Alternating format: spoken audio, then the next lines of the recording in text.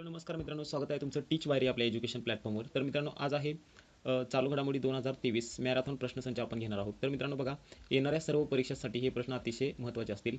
50 प्रश्न असतील मित्रांनो. प्रत्येक प्रश्न तुम्हाला लिहून घ्यायचा आहे. जर तुम्हाला लिहून घ्यायचं नसेल तर तुम्ही आपल्या टेलिग्राम चॅनलवर याची PDF डाउनलोड करू शकता. तर मित्रांनो, आजचा पहिला प्रश्न बघू आपण. आजचा पहिला प्रश्न आहे, के सत्यनारायण यांची कोणत्या बँकेच्या व्यवस्थापकीय संचालकपदी नियुक्ती झालेली आहे? तर या प्रश्नाचं उत्तर आहे कॅनरा बँक. प्रश्न क्रमांक 2 बघा, आंतरराष्ट्रीय पेमेंट सुविधा कोण सुरू करणार आहे? तर या प्रश्नाचं उत्तर आहे फोनपे. प्रश्न क्रमांक 3 बघा, कोण चॅटबॉट प्रणाली आणणार आहे? तर या प्रश्नाचं उत्तर आहे गुगल. प्रश्न क्रमांक 4 बघा, कोणते 2 देश निस्सार या कृत्रिम ग्रहाची निर्मिती करणार आहेत? तर या प्रश्नाचं उत्तर आहे भारत व अमेरिका. प्रश्न क्रमांक 5 बघा, तुर्की येथे भूकंपग्रस्तांना मदत करण्यासाठी भारतीय NDRF टीमने कोणत्या विमानाने रवाना झाले? तर या प्रश्नाचं उत्तर आहे C-17. प्रश्न क्रमांक 6, महाराष्ट्र भूषण पुरस्कार 2022 कोणाला जाहीर झालेला आहे? या प्रश्नाचं उत्तर आहे आप्पासाहेब धर्माधिकारी. प्रश्न क्रमांक 7, आप्पासाहेब धर्माधिकारी यांना याआधी कोणता पुरस्कार मिळाला आहे? या प्रश्नाचं उत्तर आहे पद्मश्री. प्रश्न क्रमांक 8, कोणत्या देशातील भूकंप दशकातील सर्वाधिक प्राणहानी करणारा भूकंप ठरला? या प्रश्नाचं उत्तर आहे तुर्की. प्रश्न क्रमांक 9, भारतीय रिझर्व्ह बँक किती शहरामध्ये कॉइन वेंडिंग मशीन बसवणार आहे? या प्रश्नाचं उत्तर आहे 12. प्रश्न क्रमांक 10, खेलो इंडिया यूथ गेममध्ये महाराष्ट्र पुरुष कबड्डी संघाला कोणते पदक मिळाले? या प्रश्नाचं उत्तर आहे ब्रॉन्झ. प्रश्न क्रमांक 11, राज्यस्तरीय कामगार साहित्य संमेलन कोठे झाले? या प्रश्नाचं उत्तर आहे मिरज या ठिकाणी. प्रश्न क्रमांक 12, मिरज येथे होणाऱ्या कामगार संमेलनाचे अध्यक्ष कोण आहेत? या प्रश्नाचं उत्तर आहे तारा भवाळकर. प्रश्न क्रमांक 13, देशात किती सायबर क्राईम पोलीस स्टेशन आहेत? या प्रश्नाचे उत्तर आहे 262. प्रश्न क्रमांक 14, विद्यापीठ अनुदान आयोगाने कोणता विषय पदवीपासून लागू करण्याचा निर्णय घेतलेला आहे? या प्रश्नाचं उत्तर आहे पर्यावरण. प्रश्न क्रमांक 15, कोणत्या देशाच्या राष्ट्राध्यक्षाने युरोपीय महासंघाचे सदस्यत्व द्यावे अशी मागणी केलेली आहे? या प्रश्नाचं उत्तर आहे युक्रेन. प्रश्न क्रमांक 16, सध्या युरोपीय महासंघाची सदस्य संख्या किती आहे? या प्रश्नाचं उत्तर आहे 27.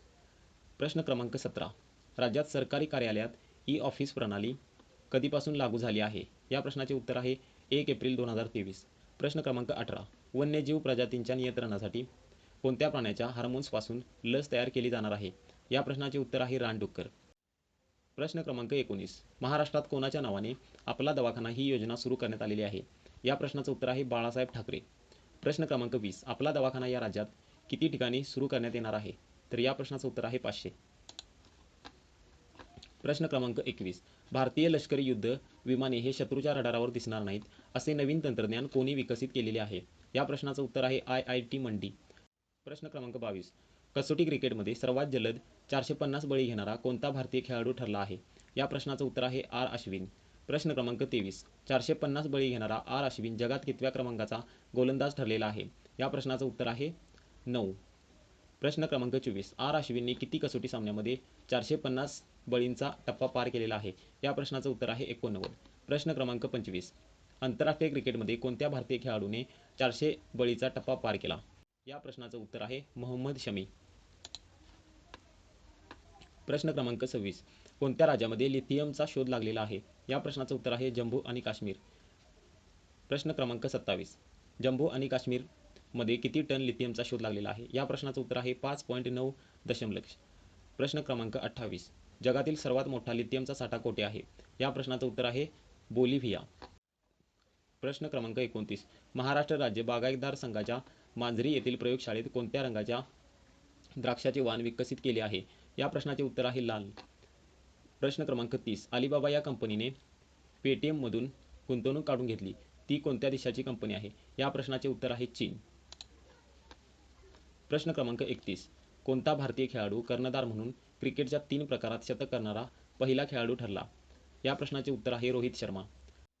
प्रश्न क्रमांक 32, नवी मुंबई दिल्ली एक्सप्रेस वेची एकूण लांबी किती आहे? या प्रश्नाचे उत्तर आहे 1386 किलोमीटर. प्रश्न क्रमांक 33, मुंबई दिल्ली एक्सप्रेस वे कोणत्या राज्यातून जाणार नाही? या प्रश्नाचे उत्तर आहे केरळ. प्रश्न क्रमांक 34, भारताचा नागरी हवाई सुरक्षा क्रमांक किती आहे? या प्रश्नाचं उत्तर आहे 55. प्रश्न क्रमांक 35, परकीय गुंतवणूकदारांना आकर्षित करण्यामध्ये भारतामध्ये कोणते एकमेव शहर टॉप 10 मध्ये आहे? या प्रश्नाचे उत्तर आहे मुंबई. प्रश्न क्रमांक 36. परकीय गुंतवणूकमध्ये सर्वाधिक पसंती कोणत्या शहराला आहे? या प्रश्नाचे उत्तर आहे टोकियो. प्रश्न क्रमांक 37. केंद्रीय पशु कल्याण मंडळाने गोमिठी दिन साजरा करण्याचा निर्णय रद्द केला. तो कधी साजरा करण्यात येणार होता?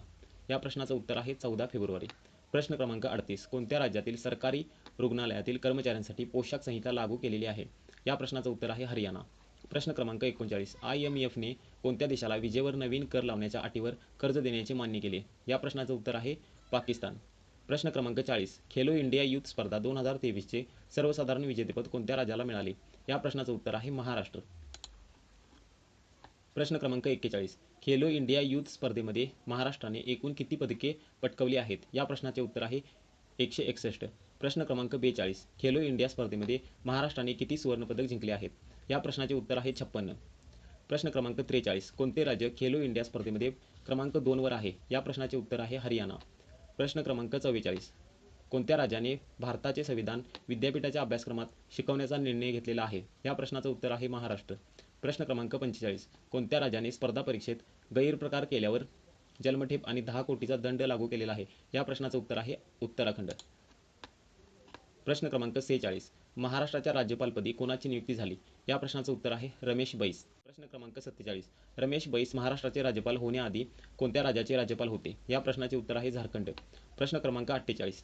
फागू चौहान यांची कोणत्या राज्याच्या राज्यपालपदी निवड झाली? या प्रश्नाचे उत्तर आहे मेघालय. प्रश्न क्रमांक 49. BD मिश्रा यांची कोणत्या केंद्रशासित प्रदेशाच्या नायब राज्यपालपदी नियुक्ती झाली? या प्रश्नाचे उत्तर आहे लडाख.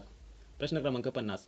भारताने तुर्की आणि सिरियाच्या भूकंपग्रस्तांना मदत करण्याच्या मोहिमेला काय नाव दिले होते? या प्रश्नाचे उत्तर आहे ऑपरेशन दोस्त. जर मित्रांनो तुम्ही आपल्या चॅनेलवर अजूनही नवीन असाल किंवा चॅनेलला सबस्क्राईब केलं नसेल तर मित्रांनो चॅनेलला सबस्क्राईब करा आणि व्हिडिओ आवडल्यास व्हिडिओला एक लाईक करा. धन्यवाद मित्रांनो. परत भेटू पुढच्या व्हिडिओमध्ये.